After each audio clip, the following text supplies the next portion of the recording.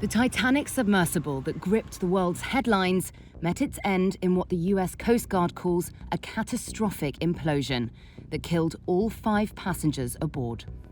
But the search that led to this discovery and the race against time to find the passengers alive became a 5-day multinational rescue operation that captured global attention, not least due to the connection to the Titanic, the unsinkable British ship that met its tragic ending in 1912. Here's how it all unfolded and what we know so far about what happened. This is an incredibly complex search operation. We're losing time and we're losing opportunity to find them alive. OceanGate shouldn't have been doing what it was doing. On Saturday, the 17th of June, OceanGate's Titan submersible prepares for its voyage to the century-old wreck of the Titanic.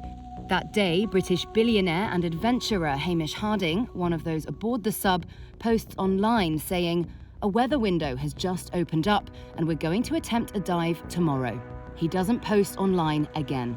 At 8 a.m. on Sunday, the Titan submersible begins its descent, triggering the 96-hour countdown, which is the window of oxygen supply the vessel has from the time it's sealed. It should be a 2-hour descent to the wreck of the Titanic, which lies at a depth of 12,500 feet in the North Atlantic Ocean. But 1 hour and 45 minutes after setting off, communications between the sub and the surface vessel are lost. This moment, it later transpires, is seemingly important. The submersible has been scheduled to return to the surface at 3 p.m, but it fails to appear. The Coast Guard is notified at 5:40 p.m. By Monday, US and Canadian ships and planes are swarming the area, some dropping sonar buoys that can monitor to a depth of 13,000 feet. Search teams stress that this is a remote area and a challenge to conduct a search.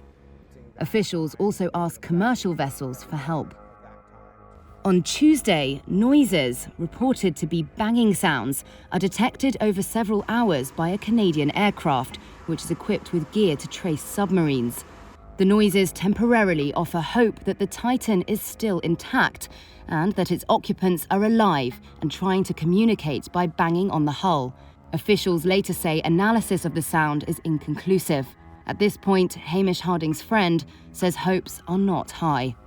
As it stands right now, it would be a miracle if they are recovered alive.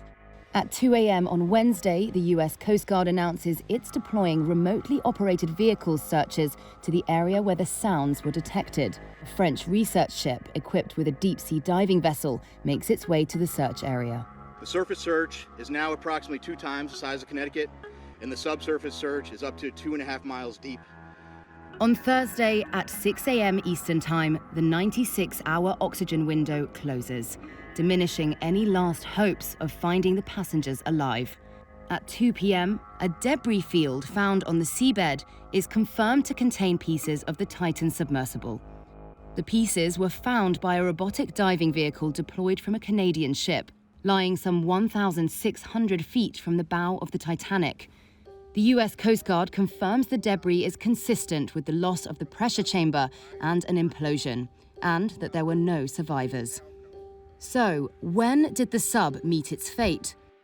During the search operation, sonar buoys in the water didn't detect any loud or violent noise that would have been generated by an implosion. That suggests it happened before the search began. The position of the debris field near the Titanic seems to suggest the failure occurred near the end of its descent, all the way back on Sunday around 9:45 a.m., when contact with the sub was lost.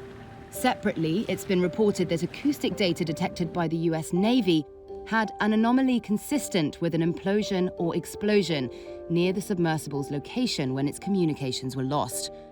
In an interview with Reuters, James Cameron, who directed the Oscar-winning movie Titanic and has ventured to the wreck in subs himself, said he learned of the acoustic findings within a day and deduced what it meant. Search, search, search. 4 days of search. They're searching everywhere. They were running around with their hair on fire. The sub was right where it was. It was literally on the seafloor below its last known position. Look, Monday morning when I first found out about the incident, within an hour and a half, I had the following information. They were on descent. They were at 3,500 feet. They lost comms and tracking. We got confirmation within an hour that there had been a loud bang at the same time that that comms were lost. I knew what happened. Sub imploded. I sent emails to everybody I know. I said, we've lost some friends. The sub has imploded. I really hoped and prayed I was wrong, but I knew it wasn't.